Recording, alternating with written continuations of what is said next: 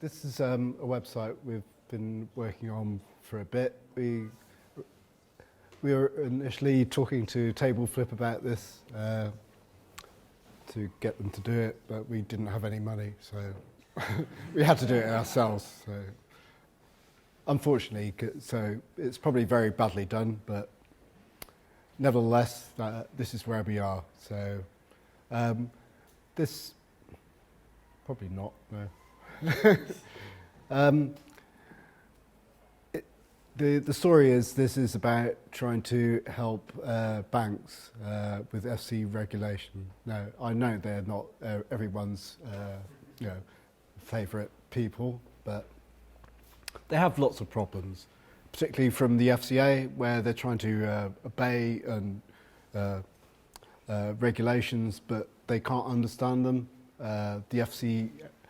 There's a quote that Charles said that someone printed out the FCA rule book and it was about 6 foot high or something like that. So, and people are meant to hear with these regulations, but they don't know really how to because they can't make their way through the FCA handbook.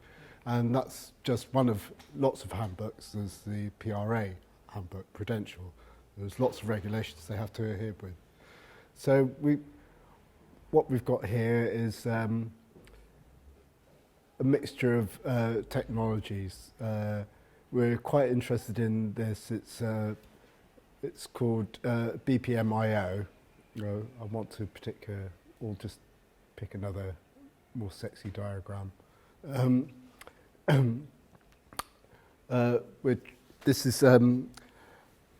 These are process diagrams that kind of illustrate the way, one way through the FCA maze. So what these do are they illustrate several aspects of actually a process through the maze, so they can actually adhere to any of the regulations they might want to adhere to. What we have to provide as well are hooks into handbooks, so we're trying to, this goes onto the live site, but we're trying to make this more accessible, the idea is that we will go through, progress through the process diagrams into particular things on the FCA site. If I kind of expand what these are, they just go on to principles and regulations. So when someone is trying to understand the process they're trying to go through, and if they've actually read all the documentation they're meant to and understood it and said they have done that, they can actually document they have done so and have the links in the process that they can actually follow. Go back onto this. The other thing that we've done quite recently is we've got something called regulations. So it's just kind of made up data, but we look at the personnel in the bank, what their operations are, what committees they belong to, and we've got a list of processes that